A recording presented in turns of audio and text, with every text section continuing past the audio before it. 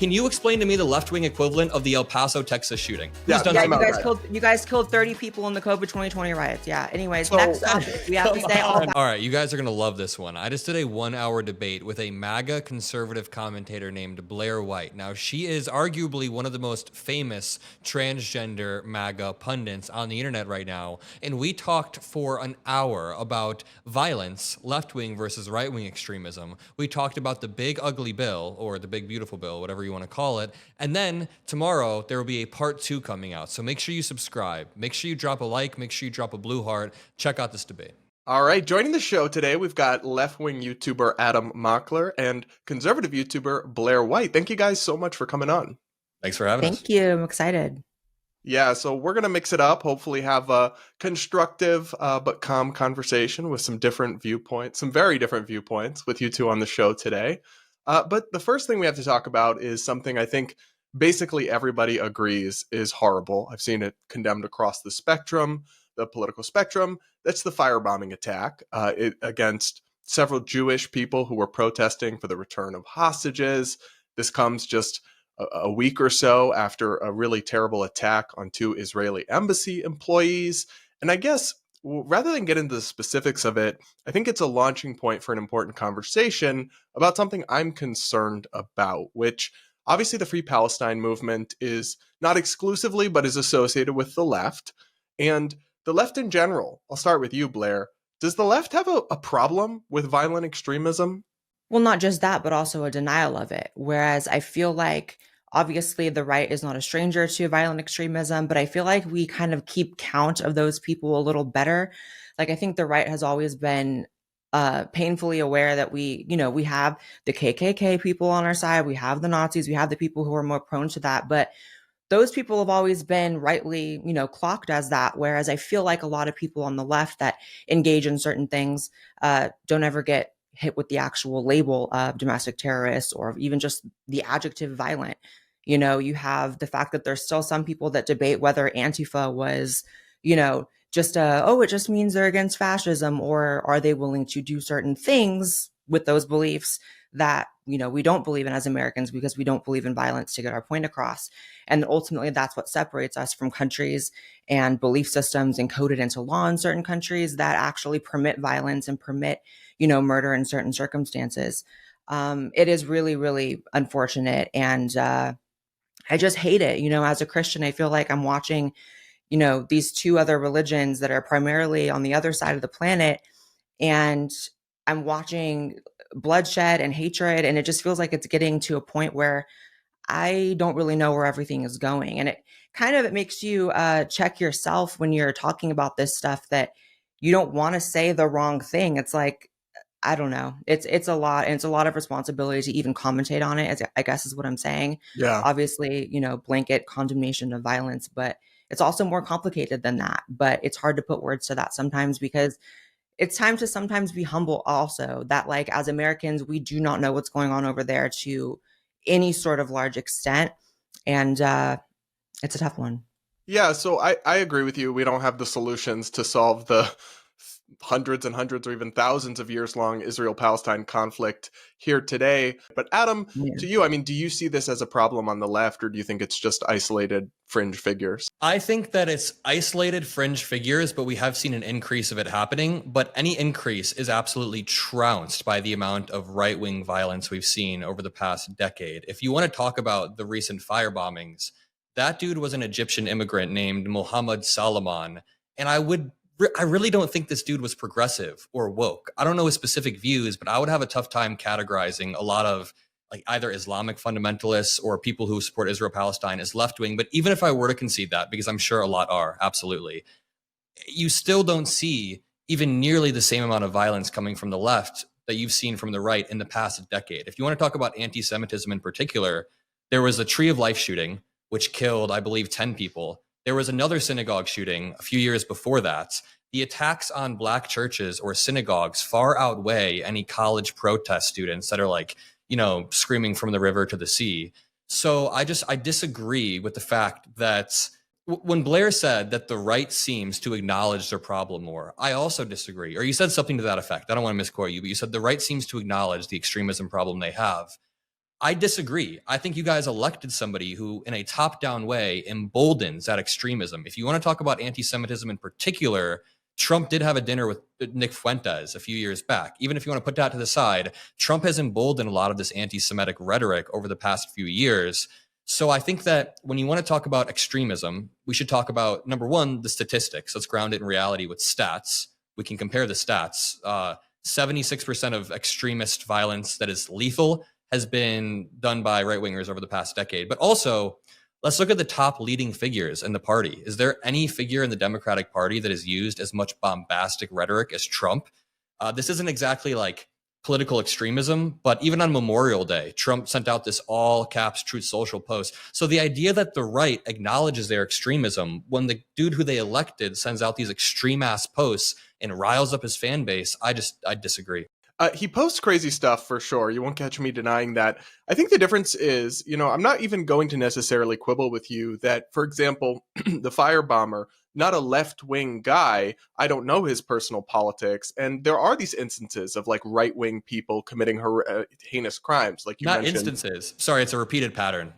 Okay, but the difference is like you won't find anybody who was like, yeah, the Tree of Life synagogue shooter was right. Whereas, I don't know, Adam, do you use TikTok? Because I have a specific question in mind. Yeah, sort of, not as much as other Have you? But and yeah. I can for the audience, maybe I'll insert one here. But have you seen these "somebody just do it" videos all over TikTok? Do you know what I'm referencing? Yep. It's viral every day. You can't even scroll past it. And I don't have a left-wing algorithm. The concern that I have, Adam, is not necessarily the perpetrators having one skew, because either way I can condemn them. But I see with the young progressive base, and there's extensive polling on this, like almost a genuine bloodlust, like an actual support for the assassination attempts against Trump, for violence against Tesla, against Elon Musk. You don't see that on your own side at all?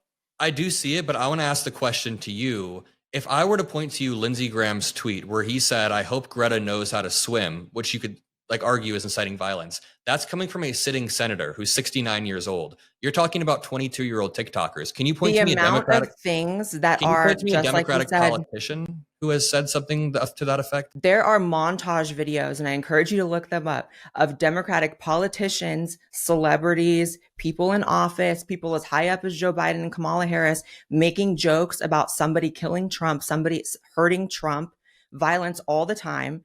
You have Maxine, what is her name? Maxine Waters, the infamous, you have to surround people outside places. You had the transgender shooter at the Christian school. You had, I'm sure you don't even know this because most Democrats don't even know. I mean, or I can ask you, how many people do you think died during the COVID 2020 riots as a result of left-wing violence? In the mid-20s? It was almost 30. So people, this is what I mean. Playing a tit for tat game of like, what side's more violent? I guess you can just look at points in history and you can flip flop back and forth, or you can condemn it totally. And on top of that, you can go to the next step to acknowledge rather than just deny all the instances of violence on the left and say that they're isolated, because we can sit here and list every single instance. You could say, I could, list one right back.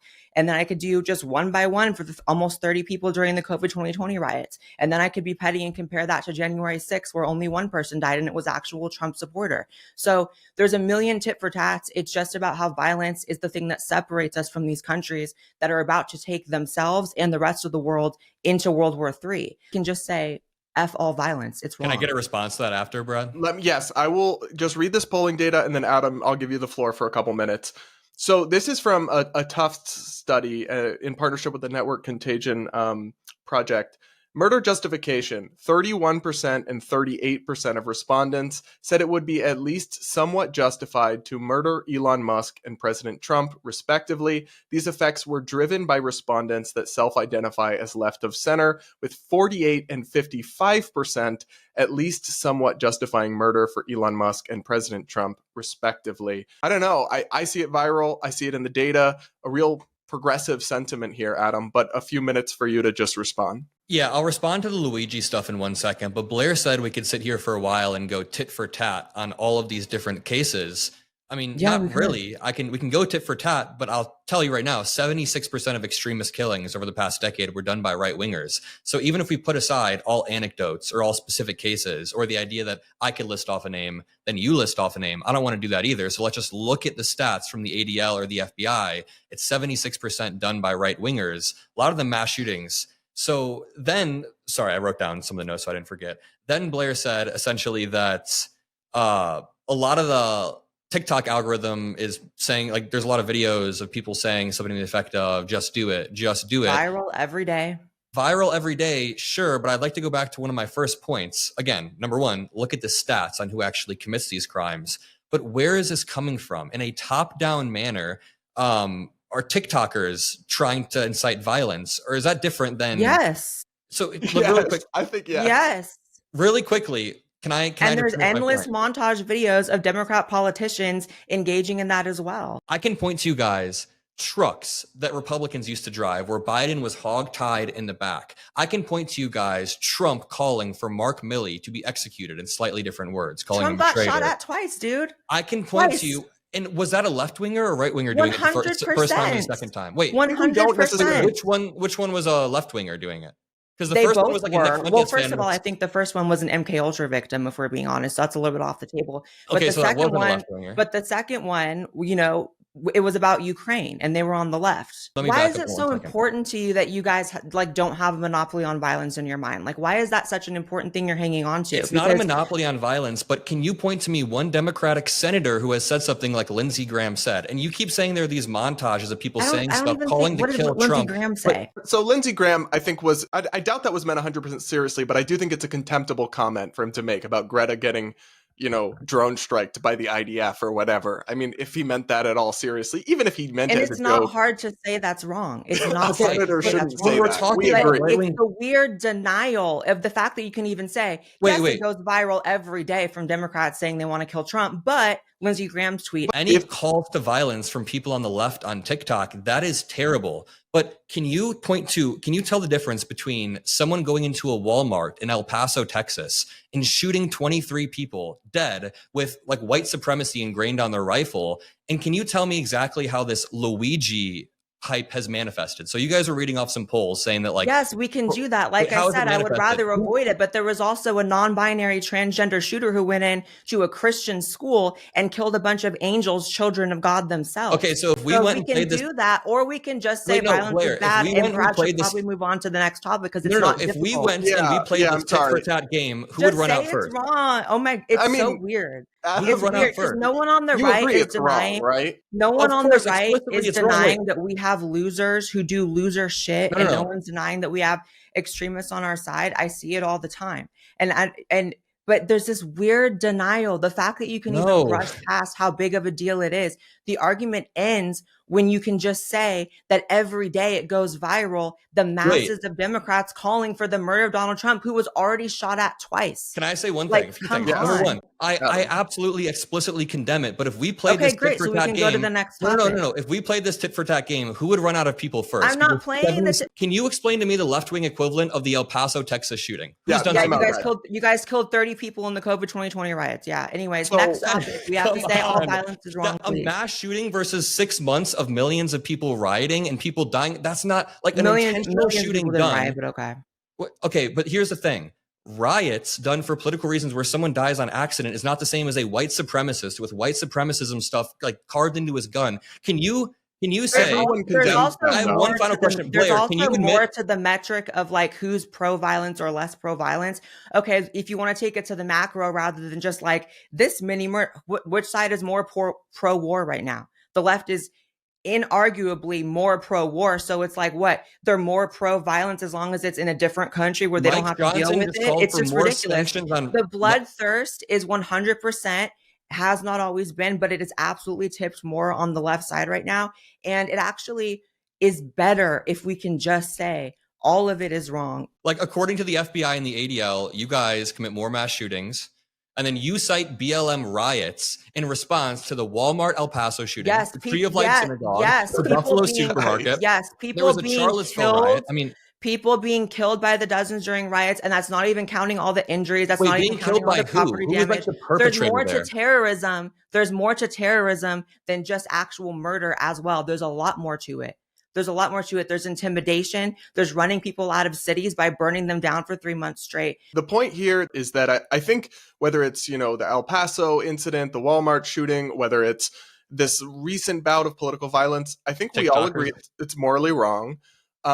But what I will say is no one really defends most of these things, but there is this widespread numerical polling-based support that we see in our algorithms with this content that's like joking. And I don't know, Adam, I'm specifically on the Free Luigi point. So for context for listeners, this is Luigi Mangione, who is alleged, but like it's very clear that he did do it, in my view, to have killed a healthcare CEO, Brian Thompson.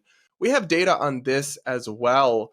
An Emerson College poll found that 41% of 18 to 29-year-old voters believed that the killing was somewhat or completely acceptable, compared to 40% who believed that it was somewhat or completely unacceptable. I mean, that scares me. And I guess we don't know the political affiliation of every one of those people, but I imagine many of them are progressives who want universal health care and all of that. That scares me because this is basically open support for political terrorism, assassinating people to send a political message. I mean, without mentioning Republicans, can you speak on that, Adam? Yeah, I think that is definitely an extremist strain of thought. And I think a lot of people, especially the younger people, speaking as a young person, are a little bit morally confused on whether they understand why he did it, as in like the healthcare system is completely effed and we need better healthcare. And they're so morally confused that they take that to the next level where they think that they're okay with the entire act.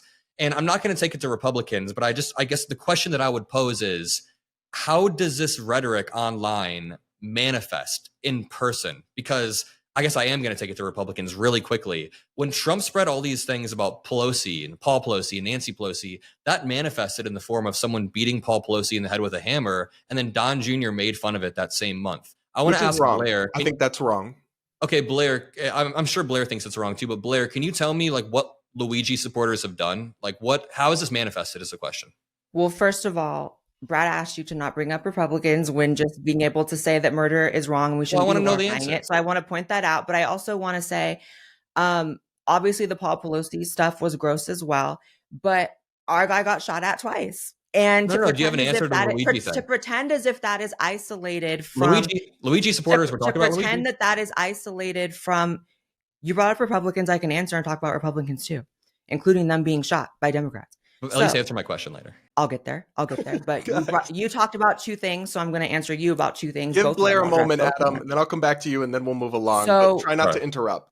To pretend as if Trump getting shot at twice was not the result of the worst near decade at the time of hateful rhetoric about Trump, regardless of how you feel about him. The amount of, like I said, things that you can point to that public figures have said, we have to take him out. Even just in pop culture, SNL, like with Snoop Dogg doing the thing, shooting him in the head, just over and over and over again. I was on tour when he got shot, and I just played a montage video, and it was 3 minutes long. Every Democratic person making jokes about killing him, taking him out back, and then he gets shot at twice. So that is an example, since you keep wanting the top down thing that's so important to you. The top down is there for sure. And then you see the bottom up, condoning top down comments like that going viral every day with Democrats wanting that. So it's okay with the people on the ground and it's okay with their leaders. That's just what it is. And to deny that is weird. But to answer about Luigi, first of all, to say what is it manifested to, I mean, that movement's a relatively new one. So I guess we probably shouldn't be holding our breath. I mean, it took a few years for Trump to get shot at too. But they could kill again. Someone else could get killed. 100%. If here's where on a macro level, how that manifests and actually is toxic for society. It slowly muddies the water of morality, which you admitted to, that people are confused about what is right and what is wrong.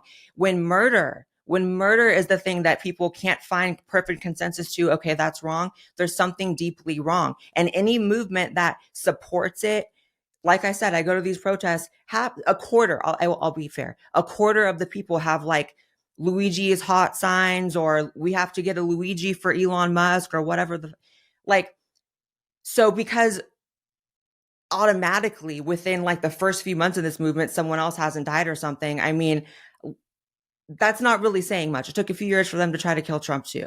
Okay. So final word, just a moment for Adam, and then we're going to move to our next topic. I know that I brought up Republicans when I wasn't supposed to, but I've shown a lot of restraint by not bringing up January 6th one time. Not once in this whole topic. I was expecting you to bring it up right away, in fairness. I mean, it would have been a decent argument to make, but there's a lot better statistical and, like top-down arguments. So I guess when it comes to the Luigi thing, if we want to go back to the original prompt, which is, does the left have a problem with extremism? Here's my final answer. There is a burgeoning problem with extremism on the left, but I think it's a function of extremism on both sides growing because of the social media environment that we find ourselves in. So when people are going out and doing these free Luigi protests, that's not unique to the left, this type of extremism. And in fact, like if you want to talk about extremism on the right, more than half of sitting Republicans are okay with January 6th or just like refuse to condemn it. Meanwhile, I'm pretty sure every Republican that you'd ask, save like maybe a few that won't be named, would be like, yeah, these protests calling for Luigi, saying Luigi's a good guy, that's terrible. So yes, does the left have a problem with extremist thought? I wouldn't say the left. I would say a small fraction of like people who protest. But at the same time, I don't even know how many of these pro-Luigi socialist people vote Kamala or Biden at the end of the day. So is there a growing extremism problem? Yes, but it doesn't matter. There's still leftists. There's a lot of people on the right who fall into more of the Nazi camp who don't like Trump because he is not, anti-Jew enough for them. And they still, a lot of them didn't vote for Trump because they felt like he wasn't pro-life enough or he wasn't, whatever. So they're still on the right though. So you guys still have to take ownership for things that appear on that side of the political spectrum. And I condemn it. And as I'm sure you would condemn most of the attacks that I could list. But I guess if I framed it in this way to end it off, would you agree? If I said this, over the past decade, right-wing extremism has been more prevalent and it still seems to be, but now there is a burgeoning problem of left-wing violence. I don't believe, I know it's very difficult, for leftists to think that like answers that come up when they Google things aren't like 100% the truth. One of the factors on the right is we have a severe distrust of things like the FBI and the ADL. So I don't believe those numbers at their face. That's the first thing. The second thing is what you guys have to understand is you have a denial of the extremism. That's the main problem. You can't even get to seeing it because you're in denial of it. So you don't need to threaten anybody with bringing up January 6th because it would have been a dumb thing to bring up. I thought you were being smart by not bringing it up. That would have been a silver bullet argument. Because to compare a one-day thing for which one person who was on the team of the protesters died compared to 30 people losing their life over stupidity in the summer of 2020, all at the hands of Democrats, there isn't any comparison. So I actually thought you were being smart by not bringing that. Trump is the one who stirred up January 6th. What did Biden say about BLM? Did he say to stop the riots or keep the riots going? He condemned it, but he was pretty muted. About Black Lives Matter. Up next, we're going to talk about the big, beautiful bill, the massive spending and tax package that the Trump administration is pushing. Republicans in Congress are hammering through, but the girls are fighting, as I like to say.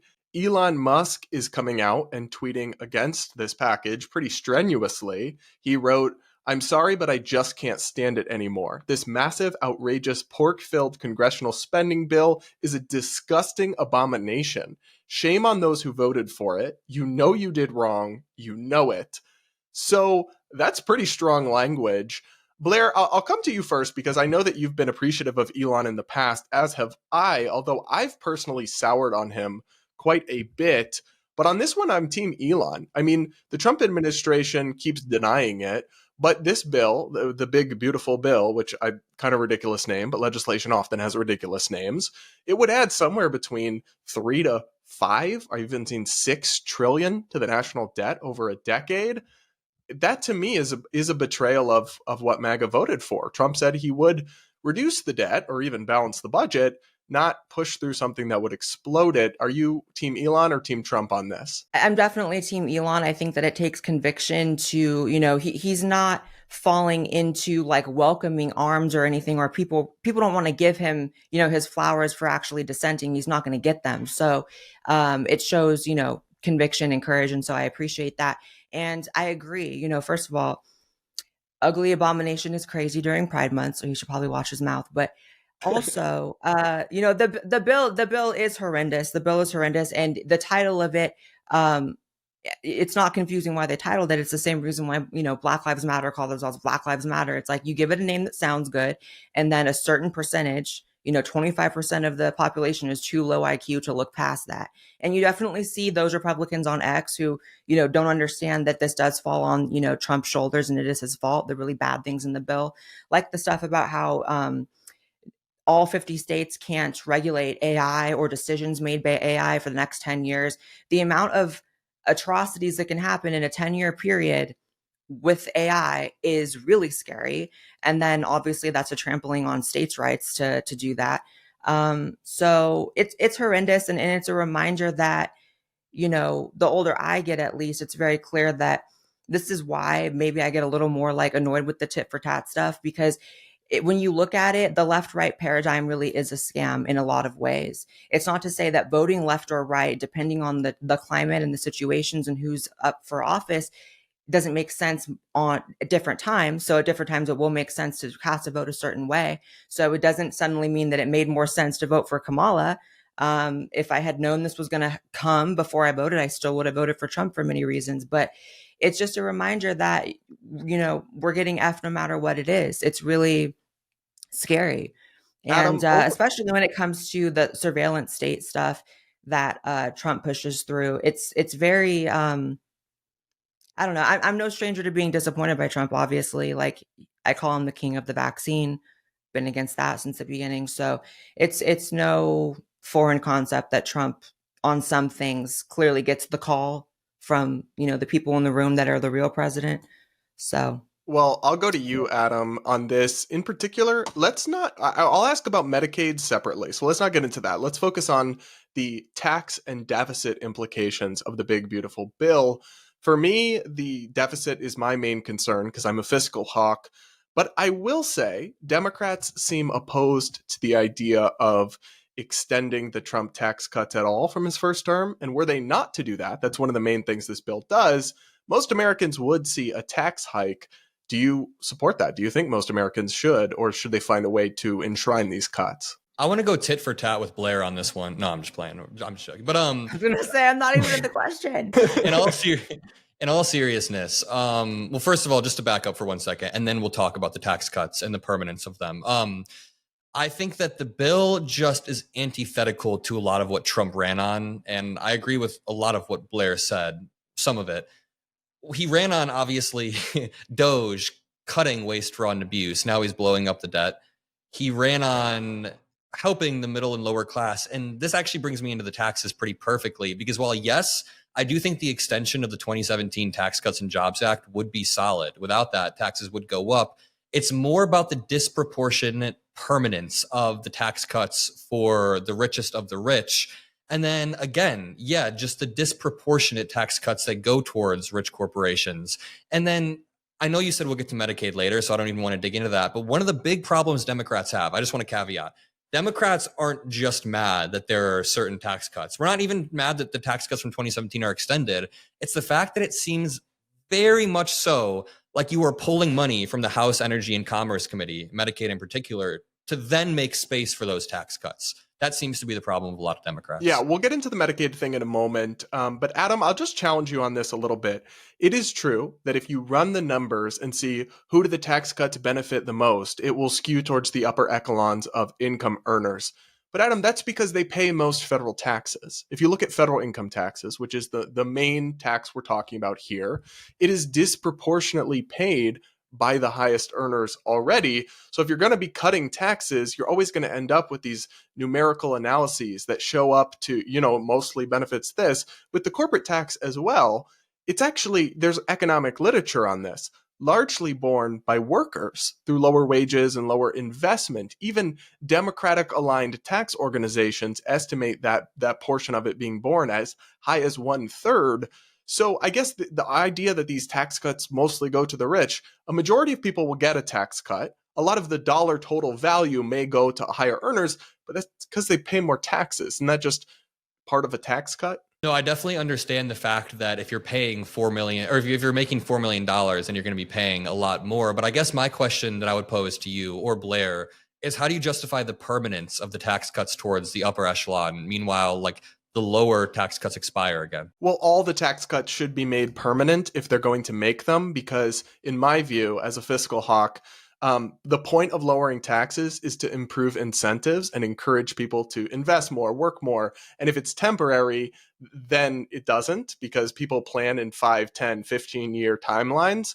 But what happens is they make them temporary as a budget gimmick to reduce the score from the Congressional Budget Office about how much it will add to the debt. If they made them permanent, then instead of the 3 to 5 trillion we've been talking about, it'd be a much bigger number. So that's why they do that.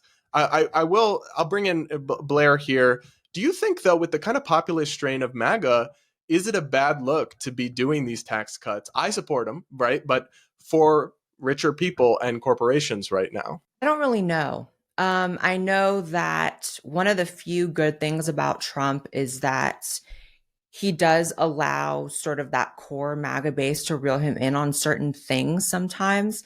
Like, I remember early on in his first term, he was sort of like jiggling the war bells against who was it? We almost literally went to war at the start of his about first Iran. term.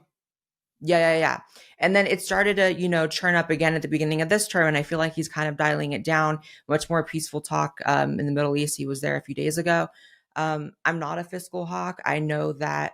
I just hope that he makes decisions going forward that try to save his reputation with, pure MAGA, because I feel like that's going to be the right direction regardless. But I don't know. Adam, so on the Medicaid issue, let's start with this, because there's all these estimates about how 7 million people or so will lose health insurance under the Medicaid cuts that are in the bill.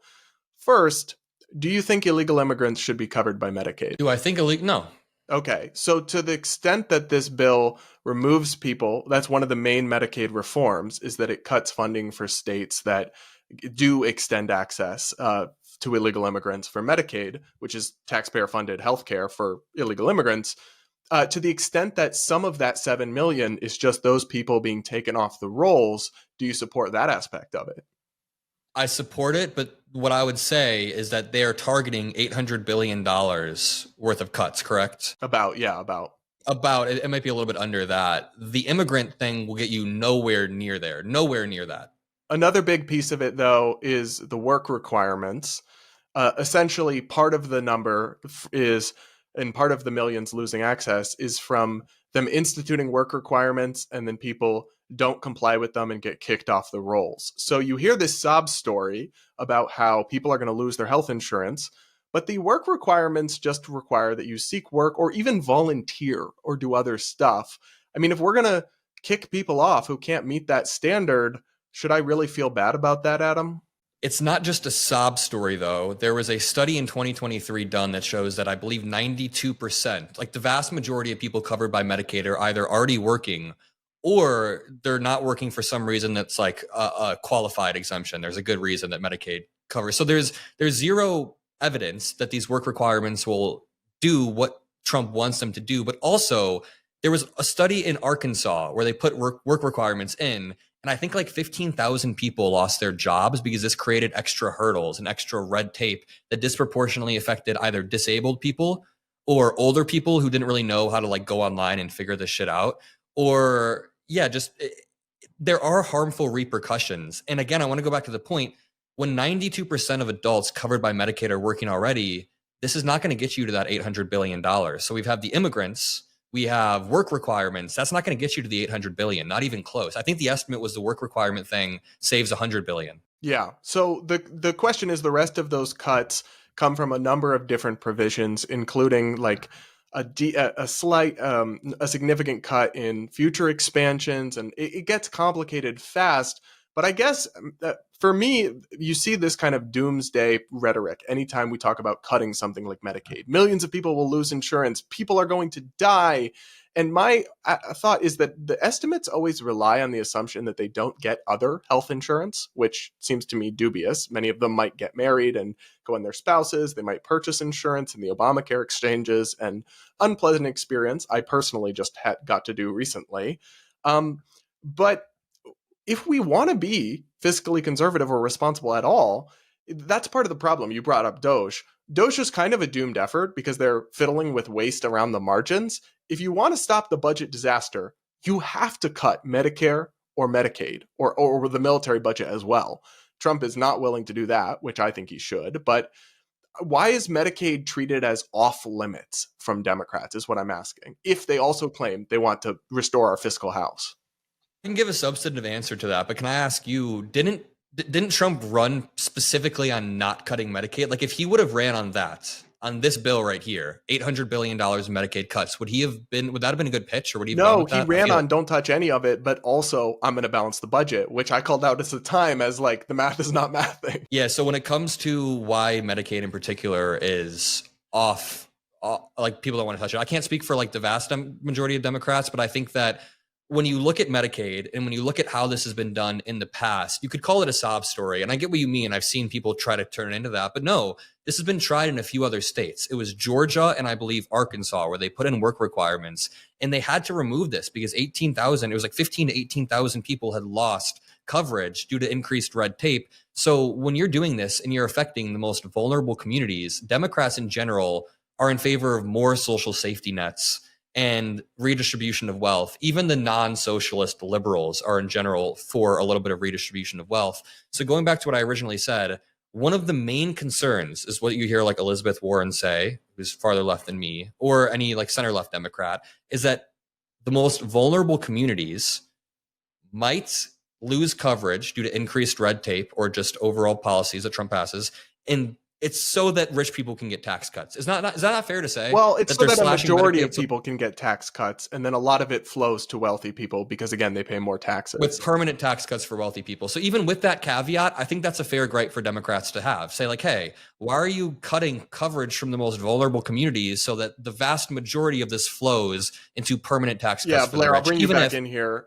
It's not great optics, I will say that much. But are there other things in the big, beautiful bill that you think are redeeming, like, for example, the border security funding that, I mean, I at least think we sorely need? Yeah. So, I mean, the big, beautiful bill is really big. And so, life is not black and white. So there is gray and there is nuance and there are some good things in it. But oftentimes those are the things that get you to be okay with the more nefarious things. So, for example, there is some like anti-trans minor stuff in there that I've heard that he's making it harder for trans children to get surgical.